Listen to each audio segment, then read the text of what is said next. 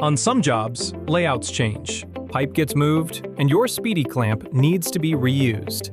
This product is designed for its first install with a power tool and the Sammy's Speedy Clamp installation tool. For every reuse after that, you must follow the specific reinstallation steps. First, slowly remove the clamp. You can use the same tool used for the initial installation. Then, inspect the clamp for overall integrity. The screw and body should be in good condition, and there's no visible damage or deformation. If anything looks questionable, do not reuse that clamp.